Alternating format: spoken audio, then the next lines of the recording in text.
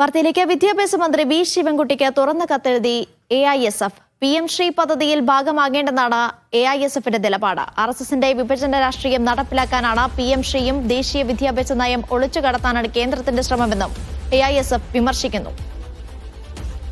സെയ്ഫ് സൈനുലാബ്ദീൻ വിവരങ്ങൾ നൽകാനായി ചേർന്നു. സെയ്ഫ്, എന്താണ് ഈ കത്തിന്റെ ഉള്ളടക്കം?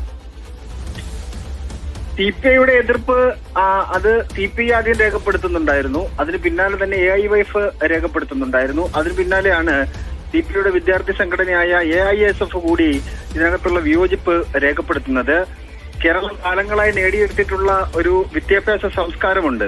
ആ സംസ്കാരത്തിൽ കയറി ഇടപെടാൻ വേണ്ടി കേന്ദ്ര സർക്കാർ നടത്തുന്ന നീക്കത്തിന്റെ ഭാഗമാണ് ഈ PM ശ്രീ പദ്ധതി എന്നുള്ളതാണ് AISF പറയുന്നത്.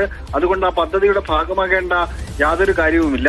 PM ശ്രീ പദ്ധതി പ്രകാരം കേരളത്തിൽ ഒരു ബ്ലോക്ക് പഞ്ചായത്തിൽ 2 സ്കൂളുകൾ വീതം ഏറ്റെടുക്കുമ്പോൾ വികേന്ദ്രീകരണ വിദ്യാഭ്യാസ സമ്പ്രദായത്തിൽ വെല്ലുവിളി ഉണ്ടാകും എന്ന് പറയുന്നുണ്ട്. അതിനൊപ്പം തന്നെ 2 തരത്തിലുള്ള സ്കൂളുകൾ നിർമ്മിക്കപ്പെടും. PM ശ്രീ പദ്ധതിയുടെ ഭാഗമാകുന്ന സ്കൂളുകളിൽ സംസ്ഥാന സർക്കാരിന്റെ നിയന്ത്രണം നഷ്ടമാകും. അതുകൊണ്ട് ഈ പദ്ധതിയുടെ ഭാഗമാകേണ്ടതില്ല എന്നുള്ള CPIയുടെ നിലപാട് AIYF പറയുന്നു. അതിന് പിന്നാലെ AISF കൂടി പറയുകയാണ്. അതൊരു തുറന്ന കത്തായിട്ട് വിദ്യാഭ്യാസ മന്ത്രി വി ശിവൻകുട്ടിക്ക് നൽകുകയാണ് AISF ചെയ്തിരിക്കുന്നത്.